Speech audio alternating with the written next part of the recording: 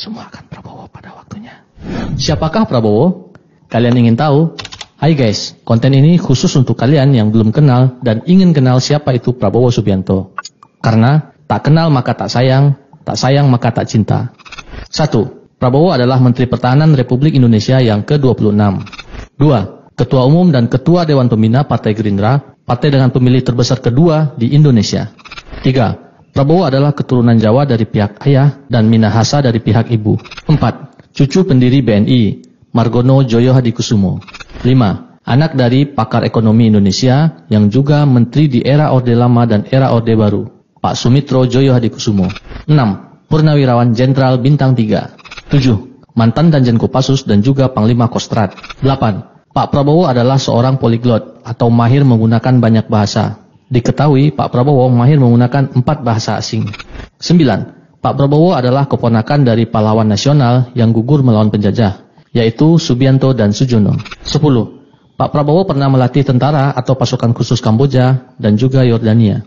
11. Pernah memimpin operasi militer di Timor Leste dan juga di Papua.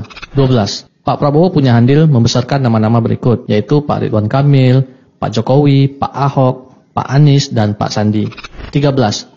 Pernah memimpin 27 perusahaan yang bergerak di bidang minyak sawit, migas, pertambangan, pertanian, kehutanan, dan pulp, sampai ke perikanan.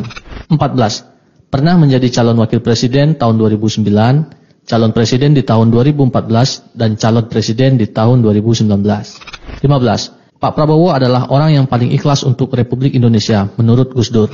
16. Pak Prabowo sangat dekat dengan B.J. Habibie, bahkan dianggap sebagai anak sendiri. 17. Pernah menjadi Ketua Asosiasi Pedagang Pasar Seluruh Indonesia. 18. Pernah menjadi Ketua Umum Himpunan Kerukunan Tani Indonesia. 19. Pernah menjadi Ketua Umum Asosiasi Pencaksilat Indonesia dan sekarang menjadi Presiden Asosiasi Pencaksilat Antarbangsa. 20. Pak Prabowo senang menyekolahkan talenta muda berprestasi Indonesia ke luar negeri. 21. Pak Prabowo memiliki yayasan sosial yang aktif membantu sarana dan prasarana tempat ibadah, UMKM, sampai memberikan pelatihan siap kerja dan siap usaha bagi generasi muda di Indonesia. 22. Pak Prabowo sudah menulis lebih dari 10 buku.